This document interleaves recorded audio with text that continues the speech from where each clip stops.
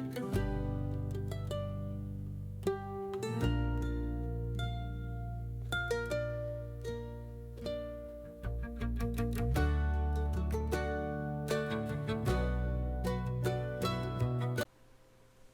y'all, welcome back. It is now week 11, and welcome to PAWS. This is your progress and weekly stats, and this is where we're going to celebrate the wins, the chaos, at least one questionable decision. Consistency is a myth, cat logic is real, and progress still counts, even when it's messy. So as always, we start out this week's PAWS with what happened last week. Last week was a lot. Work is technically getting better, but the changes are still kind of just punching me right in those feelings. Yeah, I am frustrated. I am tired. I want to cry most nights, but I am absolutely not giving up. Today, though, is not the day where everything just magically clicks. After work, I ended up almost repeating last week's routine of crawling straight into bed and disappearing into the void. But I didn't. I didn't give up. I wanted to. I just wanted to. Really bad. But it's like, I need to get myself back on track. I need to get myself back on that horse. I need to stop falling off of it. I'm not beating myself up. I'm just like, just need to. Right? So, instead of giving up, I threw a tantrum. Pretty much every night. Full gremlin mode activated. But here's the thing. Sometimes all you need to get the frustration out is just to get that frustration out and then just put on your exercise clothes and just start. And yes, I do work from home. So when I first started this journey, I just basically wore whatever I was wearing that day. Pajama pants, t-shirt, woo. Yeah, totally fine, by the way. It is. But I'm going to be honest, as I started to ramp up my exercises, I of course started to sweat. And that was not comfy. So sometimes, like, actually having clothes that are specifically your exercise clothes, it does help. A lot of times those will have like the sweat whatever ones, so it's not as like sticking to you. And also sometimes that little push to go, okay, I need to start, just getting into those clothes will help that. So basically, every night this week, after dinner, after my tantrum, I changed and I did my workouts. 5 out of 5. Yes, I know the week's 7 days. I don't do anything on the weekends. So 5 out of 5. I'm very proud of that. Now, does this mean that every time I did exercise the next day was easier? Absolutely not. Every day was a new tantrum and new excuses for why I didn't want to do it. But I did. I did them. I'm happy. This week I also dove into music and movement in a big way. I made a whole playlist for my walks. And if you find a song that gets you going, make it your number one song. Mine? Why Should I Worry? The great Billy Joel from Oliver and Company. The song has me strutting like I own the sidewalk. And when I got home, I switched it to Alexa. I danced around my husband while he was on comms. He was amused. That's good. Just to let you know, I cannot dance. It did not stop me. And after that, I made my official Calico Friday workout stretch list. Music, strutting, fun, the whole vibe. I even set it up so I can make a little book for myself eventually and just kind of keep it next to my Nest book, which is my strength training, and my I have like this little leg pamphlet thing for my leg stretches. I'm genuinely excited about it all. Now, if you want the full music saga and the full Friday Calico stretch breakdown, whatever, you will have to watch this week's yarn. Now, pre-warning, I do believe it's going to be a long one. Now, I had recorded this video and yarn, and it did seem like not too bad, a little long maybe, previously, but I had my mic plugged in, but not on. So, we're redoing it. Okay. On to the next. Now, meanwhile, this week, the Google Health saga continues. I'm going to revisit the food tracking next week, and I'm hoping like maybe it updated and it's better, because the MyFitnessPal and Google Health are driving me absolutely insane. They connect to each other, and I hear MyFitnessPal is great, by the way, for those that get it, and I am not one of them. But they do connect to each other, but they don't fully like transfer, so you can see stuff like I don't know how to explain it, but basically like so the MyFitnessPal actually does have a part to show the deficit. However, that only works when it has your steps and stuff like that, and it doesn't like I'll do 10,000 steps and it's like, oh, you did 300. Well, I don't know where it's coming from, and of course then it connects to the Google Health, and the Google Health like tells you like how many calories, and I'm not sure if it matches up because at that point I'm done, and so my brain hurts is basically what's happening, and so we're still tweaking. We'll figure it out. We always do, right? Okay. Anyways, speaking of Google Health, one thing I also noticed is my watch battery dies a whole lot faster, like twice as fast. I used to go almost like a full week without having to charge it, and then you charge it for a while. And now it's like at day 2, it's like I'm at 30%, and I'm like, what? Other problem was my watch face kept freezing. So I track my exercises. I say, okay, walk, start. I get to the end, I press stop. I keep pressing it. Doesn't work. Or I'm trying to swipe to something like to see my steps. Doesn't work. I have to actually open up the Google Health app, like refresh it with a watch a few times, and then somehow it magically works. I restarted the watch a few times. The last one seems to have fixed that, or there was some background thing. I don't know, but that was fun this week. I was like, okay. For now. We're just going to keep on going. It's okay. We'll figure it out. Always do. Now, the other thing, and this technically happened the week before, they switched up not quite switched up. I wouldn't say. It's not like a whole new brand. It was one of my medications for my diabetes. Basically what the switch up was, it went from name brand to generic. Yeah, I know they they do the same thing. But I still freaked out, and there was a lot of phone calls to my pharmacist, to my doctor, to my insurance company. Side note, I don't actually name what medications I take here, and that's only because everybody's cocktail is different. And also, the TV ads say enough. They're going to give you every possible side effect, including death, and the fact that the side effects are everything that you're taking the medication for. Anyway, okay, I'm on a tangent. I love those commercials. Seriously. But here's 2 reasons why I was having such problems with this switch. So number 1,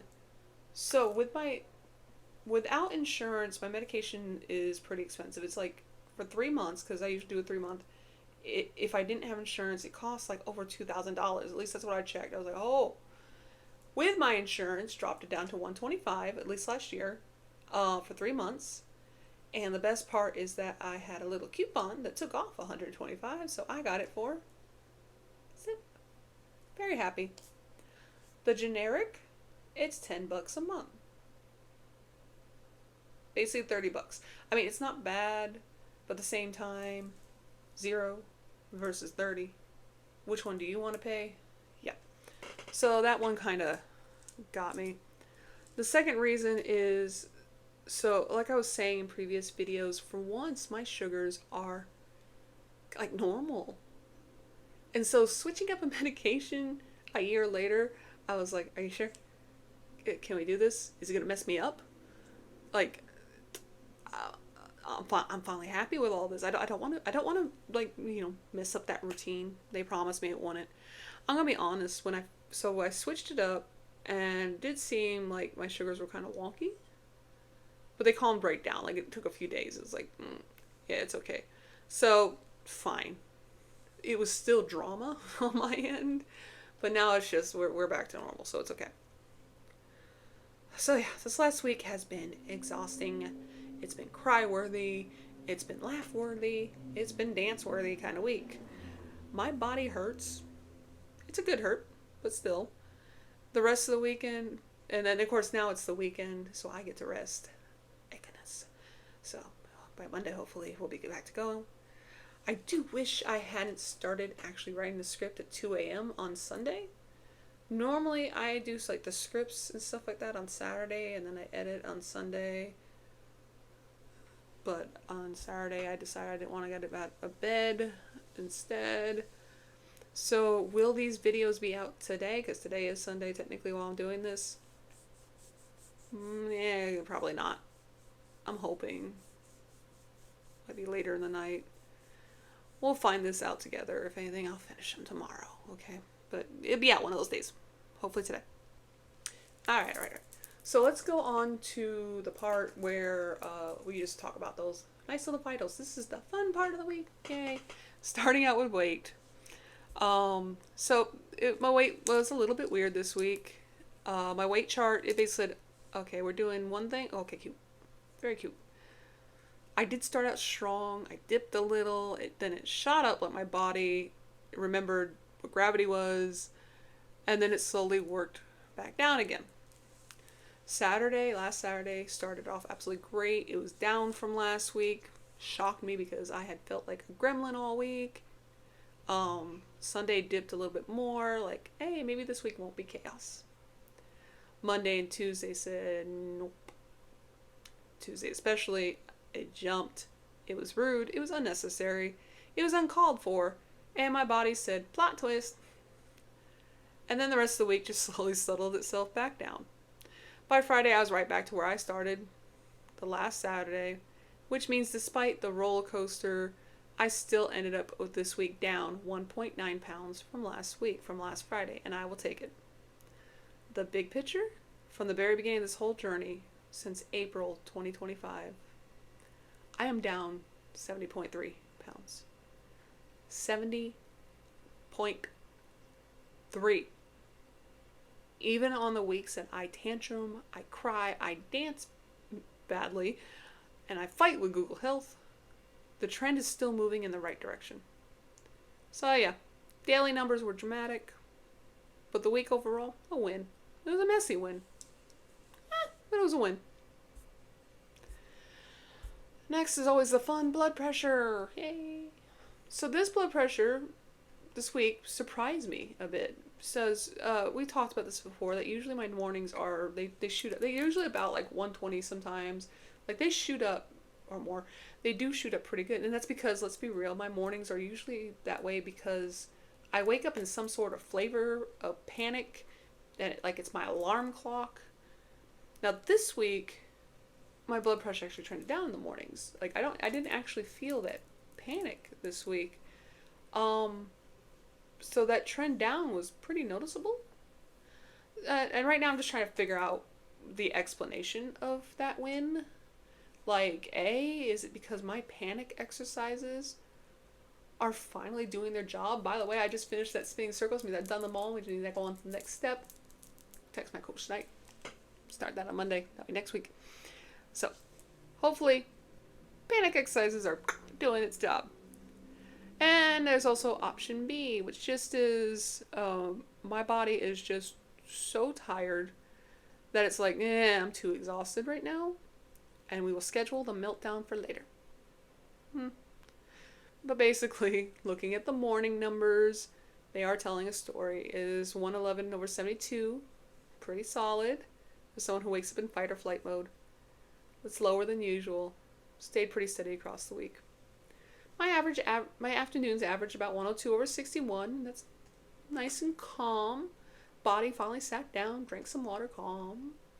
The evenings average about 95 over 59, which is just basically the body just powering down like it's an old laptop that's just had enough of your nonsense. The overall pattern, blood pressure is smoother, lower, less spiky than normal. That is a big deal. It means something is working. Whether it's the panic exercises, the exhaustion, or a combo of both. The trend is real. It's good. I'll take the win. So, going along with blood pressure, there's, of course, my heart rate. Which, yes, the Google, this is like, it still does that whole thing where I can see the little spikies, but I, of course, get my heart rate with my blood pressure, with my monitor. So apparently, the heart rate did decide that it's going to join that same club as the blood pressure. We're going to chill out a little bit, which was awesome. The numbers are lower, not dramatically, but enough to where I'm starting just kind of staring at the chart like, is this real? Morning averages are down in the low 90s, which is wild for me. Evenings are calmer. Afternoons a little bit higher. Those little spikes do look suspiciously like work stress. Like my heart is fine until I clock in, and then it goes, all right, Hannah, we hate this right now. Yeah, like I said, work's gonna be fine. I'm not complaining. Just changes. So again, it's either the panic exercise is doing their job, or my body is just too tired to keep up with the chaos. I'll take either. The overall average is mid-90s, which is way calmer than normal. It's like my heart finally said, we can panic later. Right now, we're just going to vibe, and we're going to try to survive the workday. Alright. Next, we are going to talk about my glucose, my sugars. Yay. Like I said, the generic's fine. I just had a bit of a freak out. Plus, again, whatever. Anyways. Glucose chart is actually pretty steady, though. Mornings are hanging around out in the low 100s. Afternoons are staying right about the same. Evenings too are going a little bit higher, but it makes sense. So the reason that the evenings going a little bit higher makes sense is so what normally would happen. I get off work, I go and do my exercises, I do my breathing, and then I take my vitals, and then I eat. So I would eat like 10:30, 11. I would eat pretty late. I think I talked about this a little bit last week. I kind of changed up a little bit, at least trying to. We're going to see if this does anything. But I decided so I would get off work, then I would eat. And then I do my exercises and my breathing and my vitals. So I'm now eating like before, like instead of late. So it makes sense that my evenings are a little bit higher. It's just, my body's just reacting to the new order of operations, basically. But anyways, the overall average is around 109, and that is solid. Nothing dramatic. It wasn't nothing chaotic. It's just a nice, calm, predictable rhythm. It's giving me, my system is settling down a little bit. And honestly, I'm going to take that. Progress doesn't have to be flashy. Sometimes it's just a week where everything behaves. Alright, next we're gonna sort of talk about sleep. Yeah. Let me take off these bracelets. They're making clacking noises. Sorry. Need to clack. Alright. Let's talk about sleep. So just to let you know, I really just didn't look at sleep this week. We took it out like a few weeks ago because of all the fun little changes. And last week I tried to look at it and I was like, okay, I think they made a change, but it was weird. And this week I was like, you know what? I don't care. Like, I'll deal with it later. Google Health is still being a gremlin with everything else. I am not wasting my brain cells fighting it right now. So maybe next week I will have the energy, or maybe the Copilot Health, the little thing, will finally say, oh, you can connect Fitbit now, and I can just link it, and then I can go, okay, look at this, and then I can drop it in Calico, and Calico can go, here we go. So that's the real hope, but, things happen. Anyways, my brain was done this week. It clocked out early. It refused to come back. That's fine. We'll try it again later. All right? We're good. It's okay. It's all right. Okay. Next, we are going to talk about my proud stats. Well, I'm proud of all my stats actually this week, but we're going to talk about the one that got me really excited, and that is my steps. That's because this week I had a whole storyline.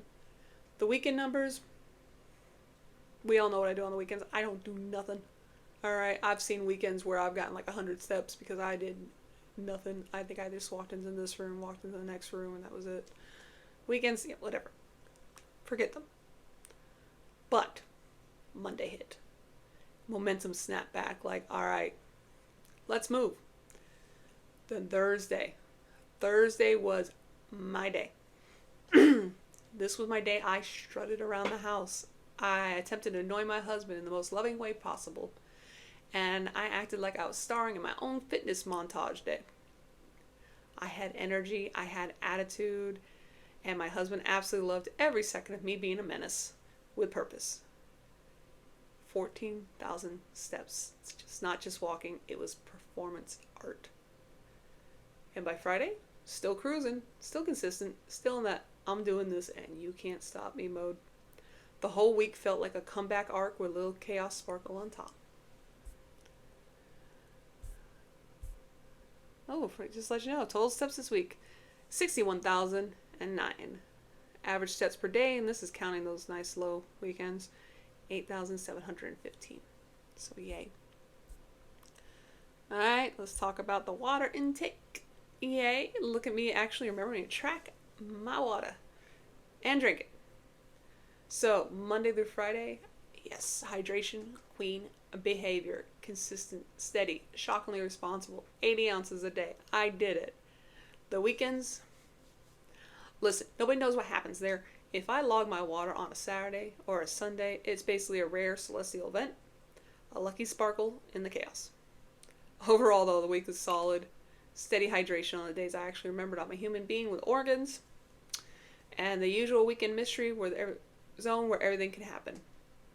Honestly, just classic me. Alright, let's talk about the deficit. Oh, I still have reservations on this one, but whatever. We're kind of working it through. Alright. Yeah, water. Okay, so this week was interesting. So I had some solid deficits every single day that I, tracked, aka not the weekends. So I solid deficits. But my weight still bounced around like it was doing its own side quest basically. It does make sense though if you look at the whole picture. So first off, some of my deficits were pretty large. Like, okay, calm down, ma'am. Yes, a deficit of certain one can cause weight loss, but here's the thing: when your deficit gets too large, like those extreme diets. I've seen some bad ones. When that deficit gets too large, your body can absolutely go into survival mode. It's going to hold on to water. It's going to be dramatic and cautious. Mind you, you're not starving. You're not in danger. Just the body's like, we're doing what now? So the thing is that whenever this happens, you can still be losing fat and still see the scale go up the next morning because your body is just trying to stabilize itself at this point. It's trying to see what's going on. It's trying to say, are we going into survival? What do we need to eat? Stuff like that. So yeah, just that thing. The other thing is too is the whole, I did 5 out of 5 days of exercise this week. I haven't done that in a while. I actually moved more than I have in a few weeks. Now that of course can show up on the scale as well. When you start being active again, your muscles are going to pull in water because they need to repair themselves. They need to refuel. That alone can add a couple pounds overnight. It's not fat. It's literally just your muscles going, we're working again. Let me hydrate and fix myself. Also, Google Health and MyFitnessPal, as I said before, still feel like they're gaslighting me. Some days the calories I took, the calories look too low. Like, there must be more calories that I ate. I mean, that's what I ate, but some days it was like too high, like, oh, really? And then some days I ate more than what was logged. Well, no, I swear I did, but I didn't. Like, I logged them. I know I did. I know I logged every single meal, but I'd look at it and I go, was that it? Okay. But the patterns are consistent enough to, the overall picture is still going to make sense. When you put it all together, the big deficits, the return to movement, the water retention, the survival mode caution, the week actually lines up. The scale bounced, but the underlying trend was still progress. My body's just adjusting, repairing, and trying to keep up with me. It's normal. Next, talk about measurements. Okay. Measurements were a whole adventure. Some spots stayed the same, some went down. My waist and hips went, surprise, we're going up. A good part. Do I know why? Yes, I do. Well, I'm pretty sure I do. Shoo. You know the old movies where they talk about the ladies' unmentionables? We are going to talk about that today and explain my measurements, I think. So, do you want to know what I was wearing when I did my measurements? I have some super comfy from Torrid, I love them, underwear. They're thick, they're cotton, they're ribbed, they're basically like a soft armor. I have 3 pairs. 2 are technically actually too big for me now, but I still wear them because they stay on. And then I have a pair that fits. They're kind of thick. Yeah. I knew they were going to mess with the tape. I was not getting redressed. It was not happening. And I'm just going to show you this because you're going to go like, oh, that seems thin. But yeah, no, this can actually mess with your tape. So I'm not going to like unravel them or anything. But basically, if you can see that, yeah, that is part of it. That's basically how thick it is. Should not wear these for measuring days. So next week, we're going to play a fun game. Fun game is going to be A, where this week's number is real, and that just sucks to be me, but I will accept it. B, I measured wrong this week, and we're going to be honest, that's always on the table, okay? Because I always do. Or C, did the underwear cause the problem? So next week, when I'm wearing a thinner pair, like a normal, responsible adult, we will see what those measurements look like. Yeah. Now, on top of all that, again, I moved more than I have in a while. Now, this also means, again, muscles are holding water. They're repairing. They're refueling. And they're just generally being dramatic. Combine that with some pretty big deficits. My body's basically in, ma'am, what are we doing mode. Inches can go up even when the fat is going down. So, FYI.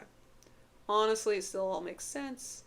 I am down almost 25 inches from the baseline when I first measured. So my body's adjusting, and my body's adjusting to movement again. The underwear absolutely sabotaged my waist and hip numbers. And as always, me measuring, I'm bad at that. We all know this. It is now part of my lore. Oh no. Okay. So that's it for all the vitals. We did what happened this week. We did all the vitals. So now we're going to do what is happening next week.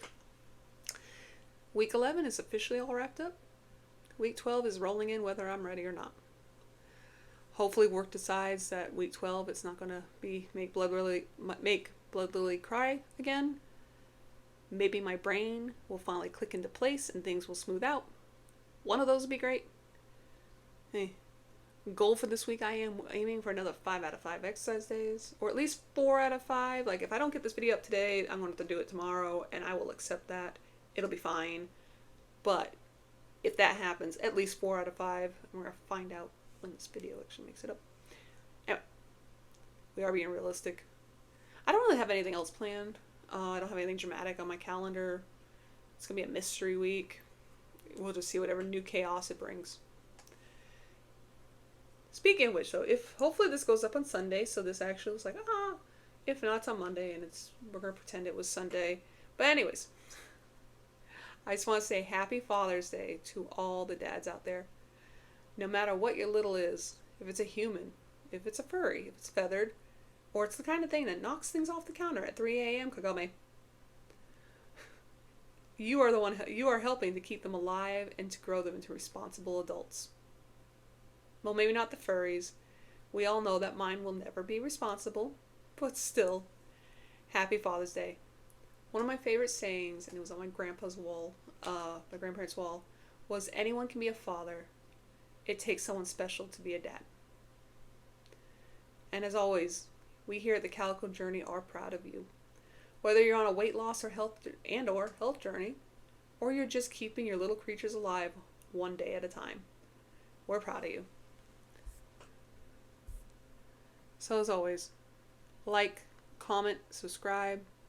Come back next week to see what tiny bit of progress, or naps, or chaos, we uncover together. mystery included, vibes pending. I will see y'all next week.